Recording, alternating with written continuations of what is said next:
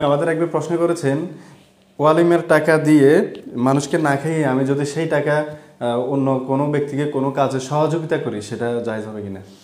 ধন্যবাদ প্রিয় ভাইজান। আমরা বলবো যে শরীয়তের প্রত্যেকটা বিধানকে মূল্যায়ন করা উচিত। হ্যাঁ, অলিমের ব্যাপার এই যে শরীয়তের একটা বিধান, অলিমা ভিন্ন বিধান, যেমন আকিকা বিধান, এই জাতীয় বিধানগুলো শরীয়তের। রসুল আকরাম হযরত আব্দুর রহমান বিন আউফ রাদিয়াল্লাহু তাআলাকে মানে পরামর্শ দিয়েছেন আউলিম ওয়ালাউ বিশাহ, যে যখন তিনি বিয়ে করলেন, আপনার হাতের মধ্যে দাগ দেখতে পেলেন, তখন বলছেন যে তুমি কি বিয়ে করেছো? তখন বলছে হ্যাঁ বিয়ে করেছি। তখন রসুল বলছেন তুমি অলিমার ব্যবস্থা করো, একটা ছাগল দিয়ে হলেও। সুতরাং অলিমা একটা শরীয়তের বিধান, এই বিধানকে বাস্তবায়ন করতে হবে সাধ্যমতো।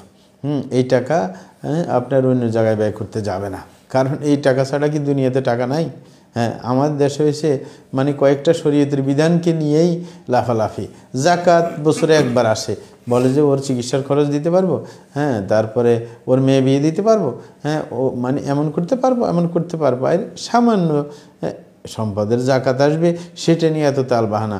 তাইলে আপনার যে আরও 2.5% আপনার জাকাত আসে, আর বাকি অর্থ আপনার কাছে আসে না। তো আপনার সেই দিকে চিন্তা নাই, ওই যেগুলো আসে বিধানগত মানে সেইগুলো নিয়ে সব সমাধান করতে চেষ্টা করা হয়, এটা ঠিক না। আপনি অলিমার জায়গায় রাখেন, আপনি আপনার অর্থ তো আরও আছে।